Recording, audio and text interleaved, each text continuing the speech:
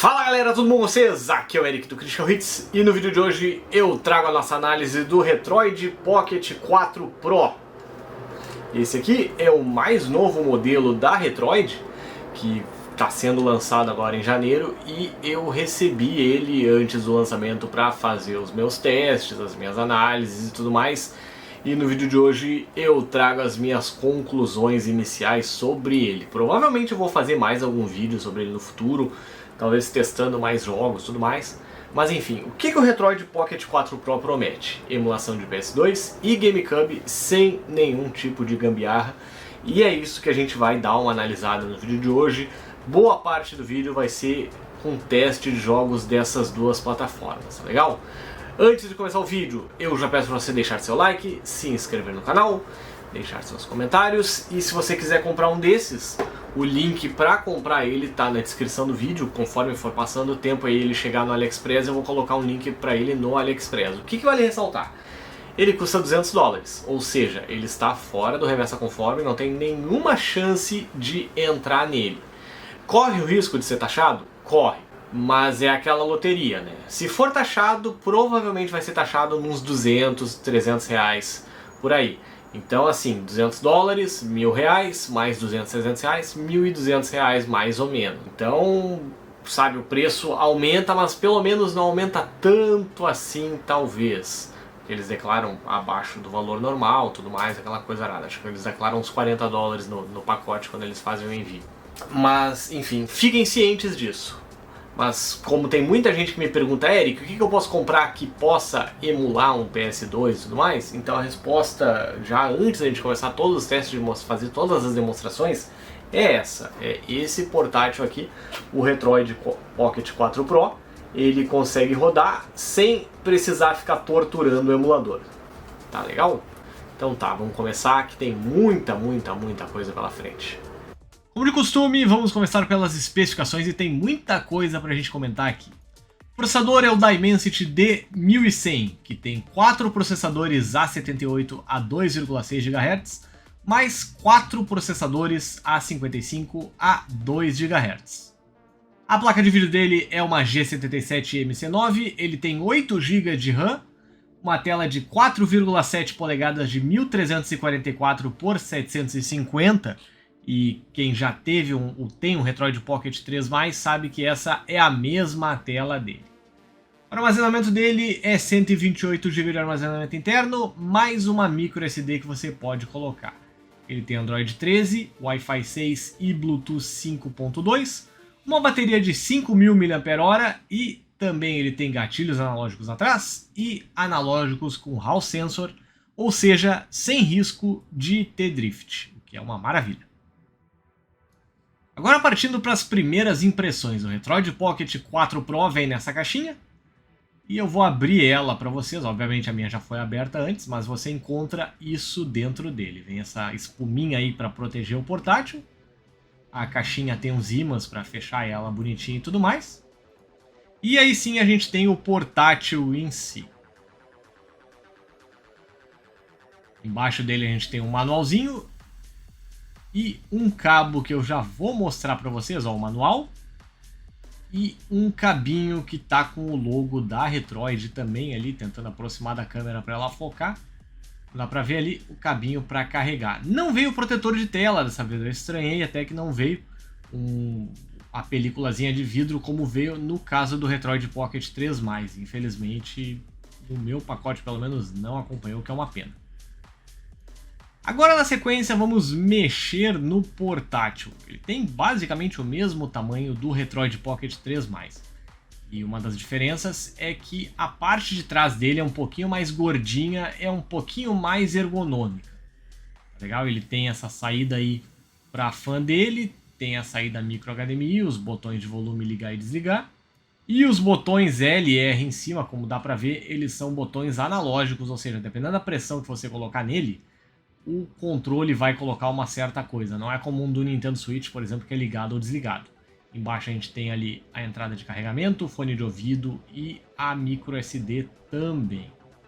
E aí a gente tem os analógicos que são mais ou menos bem parecidos com o do Retroid Pocket 2S, se você não viu meu vídeo dele, veja ainda. os botões ABXY, os botões ali em cima e tal, e o direcional, que é o mesmo do Retroid Pocket 3+, também.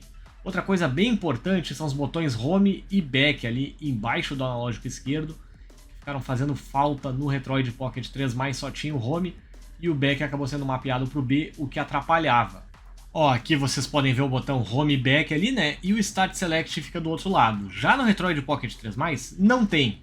E aqui em cima está o Start Select e ali do lado o Home, mas o Back mesmo tinha sido mapeado para o B, e isso atrapalhava em alguns momentos.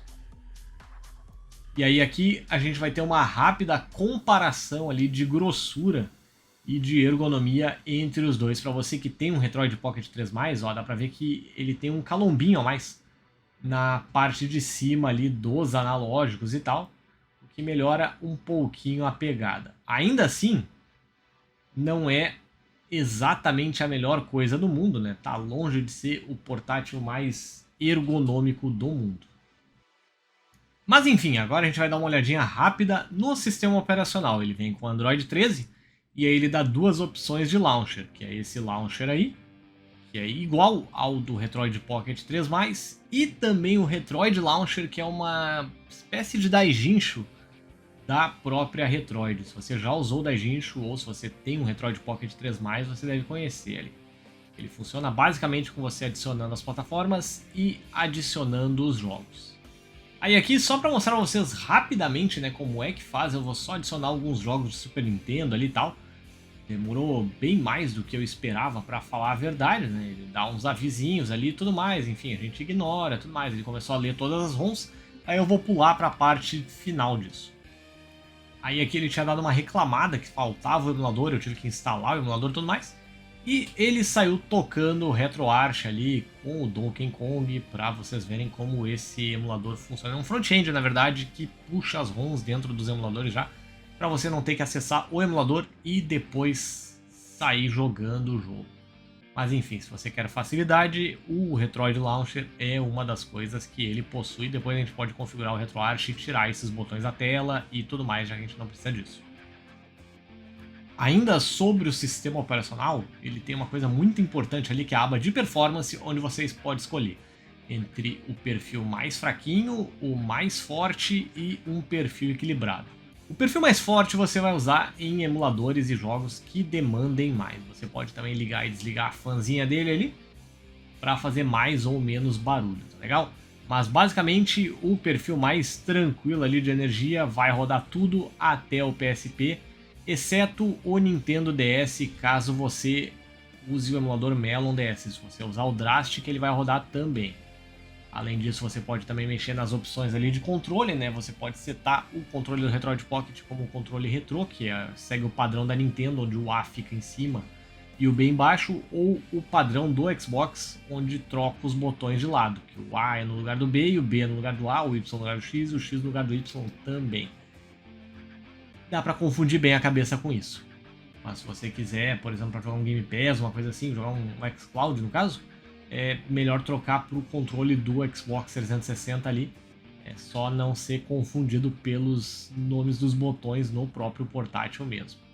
E só para completar essa parte, a Retroid também incluiu um atualizador ali para você receber novidades aí, atualizações, correções do sistema operacional pela internet. Já teve uma que eu baixei. Agora finalmente chegamos à parte dos emuladores e você está me vendo mexer no Retroid Pocket 3+. Por quê? Porque tem um emulador chamado BSNES HD, que ele coloca alguns jogos de SNES em widescreen, só que ele é pesado pra caramba. Vou pedir pra você prestar atenção ali no FPS do Retroid Pocket 3+, né? Ele não consegue dar 60 FPS em F-Zero. E isso é uma coisa que o Retroid Pocket 4+, consegue. Então assim, caso você queira um emulador super preciso, realmente que consegue fazer o SNES como ele é basicamente, e ainda consegue hacks de widescreen perfeitinho, o BSNES do RetroArch, né, esse core dentro do RetroArch, é o emulador a se usar. Olha, ele tá cravado 60 FPS, coisa que o Retroid Pocket 3+, não conseguia, mesmo a toda a potência dele. E aí no caso a gente está usando o perfil de velocidade mais baixo do Retroid Pocket 4 Pro. Mas enfim, isso é só uma curiosidade mesmo. Partindo para plataformas mais exigentes, a gente tem o PS1 aí usando o DuckStation a 720p e o portátil está rodando perfeitinho. Tekken 3 é um dos jogos mais pesados de PS1 e com upscaling de resolução para 720p, que é a resolução básica dessa tela, na verdade era 750p, mas faltou 30 só aí, é perto o suficiente. Depois pula direto para 1080 e o Retroid Pocket 4 Pro tá entregando tudo tranquilaço nessa resolução mesmo, tá legal? Partindo para o Dreamcast, nós temos Capcom vs SNK 2. Eu levei uma surra do moço gordinho aí, mas o que importa ver é que a 960p o Dreamcast roda perfeitaço também, mesmo dentro do perfil mais econômico de energia dele. E aqui vocês estão vendo Soul Calibur, mais um dos jogos tradicionais de testes aí.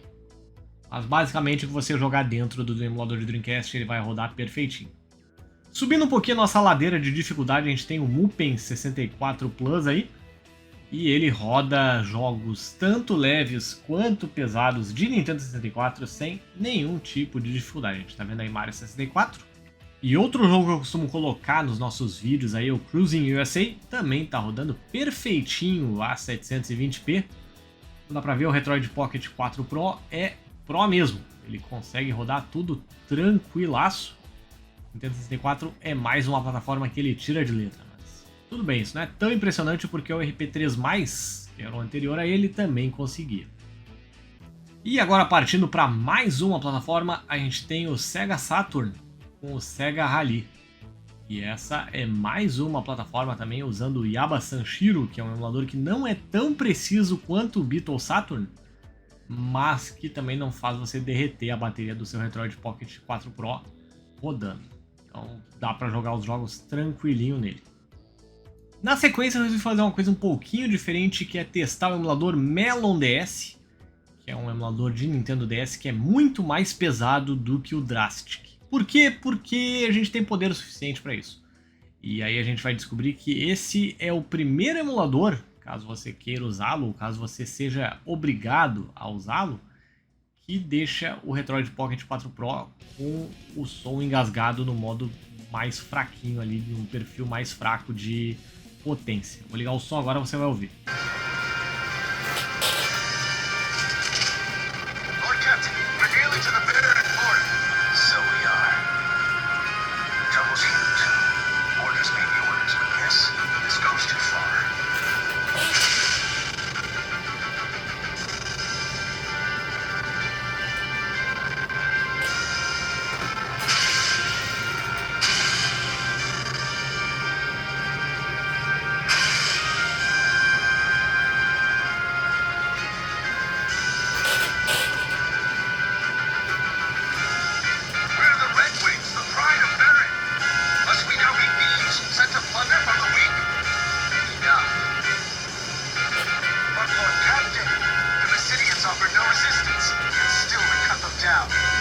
Enfim, eu poderia ficar ouvindo essa música o dia todo, essa abertura do Final Fantasy IV do DS é simplesmente incrível, mas vamos voltar ao trabalho. Como dá pra ver, o Retroid Pocket 4 Pro no Melon DS precisa do poder máximo dele. Você pode usar o Drastic para a maioria dos jogos, mas tem alguns jogos que estão bugados na versão de Android do Drastic, como o Final Fantasy Tactics A2, então impossível jogá-lo no Drastic, já que o autor do emulador largou ele de mão há muito tempo, então você é obrigado a usar um emulador mais pesado e tal. Ainda em plataformas mais tranquilas, a gente tem o God of War, Ghost of Sparta, o Chains of Olympus, eu nunca lembro qual dos dois é qual, mas a regra é clara, se o seu portátil consegue rodar God of War, ele consegue rodar qualquer jogo de PSP. A gente está rodando a 720p e ele está funcionando perfeitaço, sem nenhum tipo de engasgo nem nada. Então você pode ter absoluta certeza que todos os jogos de PSP vão rodar no Retroid Pocket 4 Pro no perfil de energia mais tranquilinho dele, o que não é tão impressionante assim, porque o Retroid Pocket 3+, também conseguia fazer, mas ficou registro, né? Agora a próxima plataforma do Retroid Pocket 4 Pro é o Nintendo 3DS. Lembra que eu dizia que a melhor plataforma para se jogar 3DS é um 3DS? Bom, eu continuo achando isso em alguns jogos, mas assim, a situação melhorou bastante nas últimas atualizações do emulador de 3DS, que é o Citra. E se você acessar o site do Citra e baixar a versão Canary dele, ir lá no site e nas opções lá que eu quero baixar manualmente e tal, e baixar o Canary, você consegue usar a versão com Vulkan. Melhora imensamente a performance do Citra sem gambiarras nem nada. O único porém é que ele funciona com alguns engasgos quando está compilando os shaders. Mas assim, quanto mais você joga um jogo, menos isso acontece, porque só acontece na primeira vez que algum efeito novo vai aparecer na tela. Então, toda vez que o efeito for repetido, isso não vai acontecer. E você, mesmo com 2 vezes a resolução interna do 3DS, você consegue jogar os jogos tranquilinhos e tal. A tela fica menor do que no 3DS original, fica. E ainda tem aquela telinha pequenininha ali ocupando espaço e tal. Mas, enfim, né? Se você não quer comprar um 3DS, como o 3DS está o preço de um Retroid Pocket 4 Pro hoje em dia, é um absurdo de caro, tem essa opção aí. E, se eu não me engano, tá? No Retroid Pocket 3+, essa versão do Citra Canary também está conseguindo rodar a maioria dos jogos também. Então, assim, mais uma plataforma que a gente consegue executar aí, ainda que recentemente também tenha sido liberada, tenha sido desbloqueada, sei lá o que eu quero dizer, mas enfim, dá para jogar no Retroid Pocket 3+, também, graças aos progressos da emulação. Mas muito bem, estamos chegando na parte interessante do vídeo. Aqui a gente tem GameCube, a gente tem o F-Zero GX, funcionando a 100% da velocidade. Acho que essa é a primeira vez que eu trago esse jogo funcionando fora de um computador, alguma coisa assim, num portátil de emulação. A única coisa que tem que ajeitar nele, no emulador Dolphin, a gente está usando o emulador Dolphin original mesmo, o oficial, é que por algum motivo ele desmarca a opção Dual Core dentro desse jogo. Então você tem que apertar e segurar nele, e aí ir nas opções dele ali e desmarcar o Dual Core. A velocidade desse jogo é impressionante, ele está rodando perfeitaço a 60 FPS. E aí aqui, minha gente, basicamente o que você colocar nele, usando o Dolphin original, a gente está com 2 vezes a resolução interna dele, ou seja, a gente está a 960p, está funcionando sem nenhuma gambiarra, sem nenhuma configuração excessiva, nem nada assim. Então a gente pode jogar, por exemplo, Soul Calibur 2 perfeitaço, ainda que eu tenha colocado em outros vídeos aí, se eu não me engano no RG405V eu coloquei ele. Mas aqui a gente está vendo ele com mais resolução que o jogo original e sem usar uma versão de emulador que troca a precisão da emulação por velocidade. Outro jogo que costuma causar bastante problemas aí, tanto a portáteis de emulação como, enfim, notebooks e afins, é o Metroid Prime. E você tá vendo ele rodando aí perfeitinho, sem nenhum tipo de engasgo. O único problema aí é o meu cérebro tentando se ajustar a um esquema de controle de jogos de tiro em primeira pessoa que não é o que eu estou acostumado. Aí aqui temos mais um Mario Kart, né, o Mario Kart Double Dash, que, vale ressaltar, tem que ser jogado em OpenGL, porque o Vulkan deixa os gráficos totalmente estranhos, mas ele também funciona.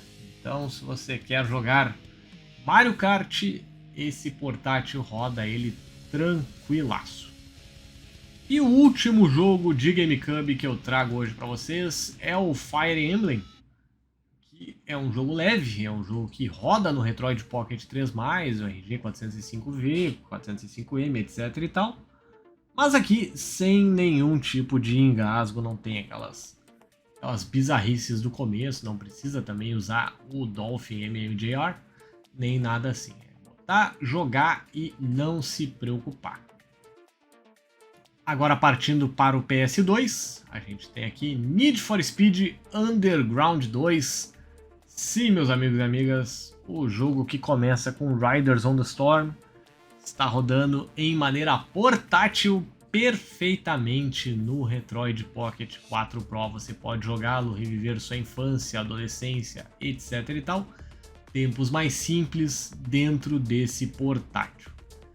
Mais uma vez, tudo rodando com Vulkan, 2 vezes a resolução e sem nenhuma gambiarra, não precisa torturar o emulador, não precisa diminuir os ciclos, nem dar underclock no emulador, nem nada do tipo. Tá rodando perfeitinho, jogos de PS2 finalmente são uma realidade nos portáteis de emulação.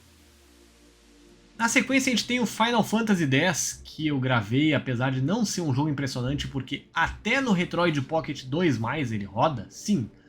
Lá no Retroid Pocket 2+, roda o Final Fantasy X e o Final Fantasy XII. Mas o que eu queria falar aqui é que eu testei o botão de Fast Forward dentro do Eider SX2, usando aí o perfil de velocidade máxima, né? E ele consegue fazer o emulador rodar a mais de 2 vezes. Então se você está jogando algum RPG com ritmo meio vagaroso, muita animação nos ataques, nas batalhas e tudo mais, o Retroid Pocket 4 Pro abre essa possibilidade, que é jogar com o acelerador de FPS aí, como a gente fazia ou faz ainda em jogos de Game Boy Advance, SNES, PS1, etc e tal, tá legal? Aí agora temos Burnout 3, que mesmo nas pancadas, nas batidas e tudo mais, funciona perfeitaço. E antes que você me pergunte por que eu coloco tantos jogos de corrida, é porque eles são os que costumam exigir mais do emulador. Então são os jogos mais pesados, então tudo abaixo deles roda. Legal? Dando sequência, temos um dos jogos mais testados aí em emuladores de PS2, que é o God of War 2. E ele também é tirado de letra 2 vezes a resolução, no perfil de velocidade máxima, tudo mais, sem nenhum tipo de gambiarra, sem pular ciclos, sem diminuir a velocidade da CPU, sem nada do tipo. O jogo está rodando perfeitaço. Dá para jogar God of War 2 do início ao fim sem nenhum tipo de problema, na velocidade que ele deveria funcionar também, porque não sei se você já testou no Retroid Pocket 3+, ou no Ambernic, alguma coisa assim, se você baixar a velocidade do emulador internamente para rodar a 60 FPS, o jogo em si fica todo picotado. E aqui não é o que acontece, dá para jogar o jogo como ele deveria ser mesmão. Mais um jogo que a gente testou aí, e mais um jogo de corrida, é o Gran Turismo 4, também está rodando perfeitamente. É mais um daqueles jogos que se você jogou na sua infância, adolescência ou sei lá o que mais, e quer jogar no Retroid Pocket 4 Pro, também vai funcionar. Ele só deu um aviso ali de bateria estar acabando, pelo amor de Deus, Eric, me ligue num carregador para continuar funcionando, mas tá tudo certo. A gente consegue jogar tranquilinho. Mesmo que eu esteja patinando na pista aí, mal pra caramba, agora sim eu consegui trocar a câmera pro lugar certo, mas enfim, tá funcionando como deveria. Na sequência temos Mortal Kombat Shaolin Monks. Eu acho que a minha câmera deu uma embaçada aí, desfocou a tela, mas como dá pra ver tá rodando tranquilaço também. Esse é um dos jogos favoritos aí do pessoal, os melhores jogos co-op do PS2. E eu acho que dá pra tentar colocar um controle, por exemplo, e jogar de 2 nele, também deve funcionar perfeitinho no Eider SX2. Mas eu não cheguei a testar isso. Mas olha só como ele está funcionando como deveria. E o nosso último jogo de PS2 é o Tekken Tag Tournament. Ele é um jogo que não está muito bem otimizado no Eider SX2, não sei porquê, mas ele roda perfeitamente aqui. Infelizmente o Eider SX2 não vai ser mais atualizado, né? O dono do emulador, a última atualização dele só colocou propagandas mesmo e ele mandou um adeus. E a menos que alguém assuma o projeto aí ou lance o seu próprio emulador, não teremos novidades na emulação de PS2 por algum tempo. Mas enfim, rodando perfeitamente também, enquanto o meu Retroid Pocket 4 Pro é recarregado pelo carregador. Agora na sequência a gente tem o Nintendo Switch. Sim, o Yuzu roda no Retroid Pocket 4 Pro e roda mais coisas do que eu esperava honestamente. Aqui a gente tem Vengeful Guardian Moonrider, que é um jogo brasileiro inclusive. Um abraço aí pro meu amigo Danilo Dias, autor do jogo. Um abraço aí, meu querido. Comprem o Moonrider do Danilo, não pirateiem o jogo, eu tenho ele em todas as versões possíveis, inclusive em mídia física do Switch. Mas enfim, dá pra ver aí, o jogo está rodando perfeitaço e a regra é a seguinte: jogos leves de 3D rodam, jogos 2D rodam. E como o Yuzu está avançando bastante nos últimos tempos, né, principalmente para Android, mais e mais coisas provavelmente vão ser suportadas. Tá legal? Outro jogo 2D que roda perfeitinho no Retroid Pocket 4 Pro é o Sea of Stars. Todos os testes que eu estou fazendo são no modo portátil do Nintendo Switch a 540p. Eu baixei a resolução, que é só para garantir mesmo que os jogos vão funcionar como deveriam, caso eu pegue algum jogo 3D, uma coisa assim, mas os jogos 2D funcionam via de regra a 720p no Yuzu, tá legal? Uma coisa importante a ressaltar é que assim, no Retroid Pocket 3+, alguns dos jogos funcionavam, mas geralmente acabava a memória RAM do portátil e aí ele acabava fechando o jogo do nada. Aqui, como a gente tem 8 GB de RAM, a coisa fica bem melhor, ele já funciona a mais jogos. E todos os jogos que eu testei, no máximo que precisou fazer foi eu ter que fechar todos os aplicativos e limpar a memória RAM antes de começar o jogo para que tudo funcionasse como deveria. Mas olha só, até alguns jogos 3D levinhos, como o Super Mario RPG Remake aí, funciona perfeitamente dentro do Yuzu, dentro do Retroid Pocket 4 Pro. Então, meu amigo, você deve tratar, claro, o Nintendo Switch como um bônus, né? E, enfim, deveria comprar um Nintendo Switch, na verdade. Mas se você tem um Retroid Pocket 4 Pro aí e quer testar jogos de Nintendo Switch, a regra é jogos leves, 3D e jogos 2D na sua maioria. Aí aqui, o último jogo que rodou a quase 100% da velocidade foi o Metroid Dread. Eu tive que baixar a resolução dele para 360p, ou seja, ele está funcionando com 0,5 da resolução do portátil, mas olha só, dá para jogar. O jogo está rodando não a 100% da velocidade a todo instante, mas ele tá assim, a 95, 96 na maior parte do tempo. Dá pra jogar muito bem, se você me perguntar. Eu já terminei esse jogo, eu também tenho esse jogo. Todos os jogos que eu tô testando aqui eu tenho, tá, gente? Não pirateei nenhum deles, eu tenho eles bonitinho e tal. E no Nintendo Switch. E como dá pra ver aqui, todos esses jogos rodando como deveriam. O próximo jogo é que não vai rodar. Na sequência a gente tem o Super Mario Odyssey, dá pra ver aí que o jogo não tá funcionando bem. E o jogo tá funcionando basicamente metade da velocidade dele, tá? A maior parte do tempo. Então o Super Mario Odyssey infelizmente não é uma experiência legal dentro do Retroid Pocket 4 Pro. Aí já tá exigindo muito mais do que ele consegue. Eu acho que nem o Odin 2 consegue ele direito. E aí aqui, claro, né, é importante ressaltar que não tem aqueles drivers super otimizados para o Retroid Pocket 4 Pro. Se alguém fizer isso, vai ser o herói da comunidade. Mas enfim, tratem o Nintendo Switch como uma plataforma bônus aí. O foco do Retroid Pocket 4 Pro é mesmo o Nintendo GameCube e o PlayStation 2, além do Wii também, 3DS. E o PS Vita eu não coloquei aqui porque o emulador dele tá muito inicial ainda, muita coisa não roda bem nele, tá legal? E na sequência nós temos testes do Game Pass, eu botei o Forza Horizon 5 para rodar aí. E fora o input lag que sempre acontece comigo no Game Pass, e por isso que eu pareço um bêbado dirigindo, funcionou tudo certinho. Eu tinha problemas com o Retroid Pocket 3+, porque ele não tinha um botão de back, ele era mapeado no B. E aí toda vez que eu apertava o botão B em algum jogo de Xbox, abria o menu do videogame mesmo ali e tal, perguntando o que eu queria fazer e tudo mais, e eu não conseguia jogar. Mas agora com o Retroid Pocket 4+, com os botões de back, isso funciona também no Retroid Pocket Flip, né? Então tem como a gente usar o Game Pass normalmente. Só o RP3+, mesmo que tem esse problema. E agora sim, o penúltimo jogo é Resident Evil 4 Remake no Remote Play do PS5. Não dá pra ver quase nenhum input lag rodando, né? Porque ele tá fazendo o streaming local. E eu estou usando o aplicativo PS Play, que é um aplicativo pago de Android que tem uma latência muito menor. E graças à ergonomia melhorada do Retroid Pocket 4 Pro ali, por causa dos gordinhos nos gatilhos, né, fica mais fácil de jogar em relação ao Retroid Pocket 3+.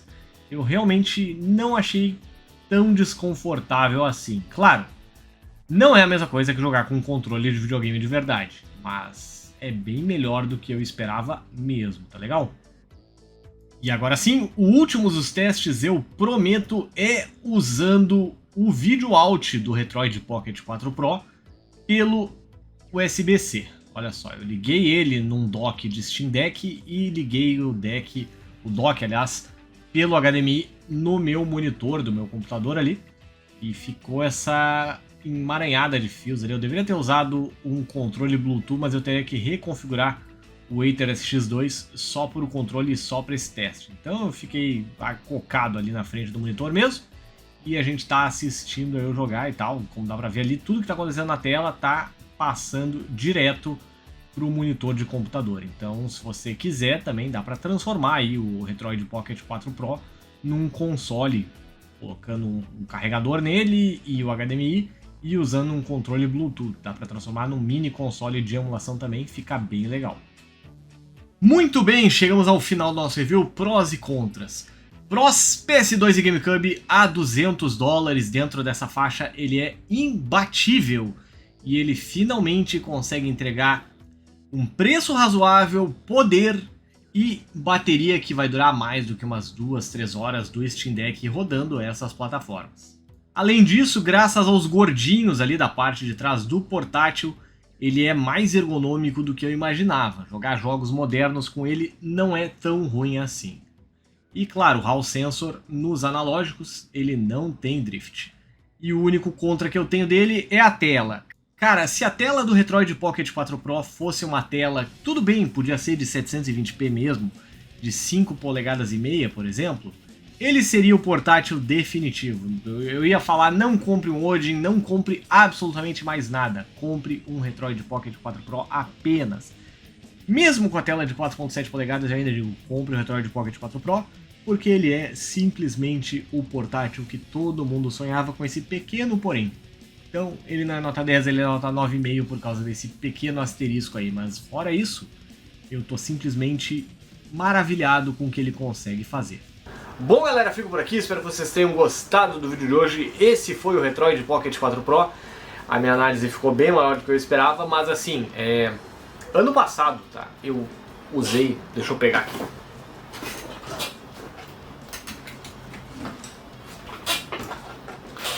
Ano passado eu usei esse daqui, em 2023 inteiro, que é o Retroid Pocket 3 Plus. E ele foi meu portátil durante todo o ano, basicamente. Eu usei ele na maior parte do tempo para jogar GBA, jogar Super Nintendo, jogar GameCube com torturas no emulador, PS1, PS2 também com algumas torturas e tudo mais. E ele sempre foi o meu portátil que eu mais usei, mais até do que o Steam Deck, mais do que, sei lá, o meu Mini Plus, aquela coisa arada toda. E esse é um momento triste, porque esse portátil ele agora acaba de se tornar completamente obsoleto pelo Retroid Pocket 4 Pro, porque ele consegue fazer tudo que o Retroid Pocket 3 Plus fazia, e mais. E o que ele não conseguia fazer bem, ele consegue fazer. Então o Retroid 4 Pro, ele realmente é o portátil que é a meta, sabe? A minha única ressalva mesmo a ele é que a tela dele poderia ser ou de 5 polegadas ou de 5 polegadas e meio. Eu entendo mais ou menos o motivo deles não terem feito isso, que é o fato de que provavelmente daí subiria um pouquinho o preço e de que provavelmente tornaria o Odin 2, que é da mesma empresa que é a dona da Retroid e da Odin, deixaria ele bem menos interessante de se comprar, porque o Odin tem uma tela de 6 polegadas, essa daqui tem uma tela de 4.7, né? E aí se a tela fosse de 5,5, por exemplo, daria pra tranquilamente comprar ele e esquecer do Odin, sabe? Tipo, não tem nenhuma vontade de comprar o Odin pra absolutamente nada, além de ergonomia e a tela meia polegada maior. Mas enfim, ainda assim a 4.7 é uma tela ok, mas é uma tela que poderia realmente ser maior. Mas essa é a minha única ressalva a ele. O resto, tudo ele faz muito bem ao que ele se propõe, óbvio. Tá legal, gente? Então é isso aí, eu fico por aqui, espero que vocês tenham gostado do vídeo. Eu sei que ele foi muito mais longo do que eu costumo fazer, mas foi importante responder a maioria das perguntas possíveis que vocês já tivessem de cara. No futuro eu pretendo fazer mais um vídeo com as minhas mais uns testes de jogos de GameCube, PS2, etc e tal. Então se você não viu um jogo que tá aqui, deixa nos comentários aí, tá legal? Então tá, um abraço, um beijo e até a próxima. Tchau!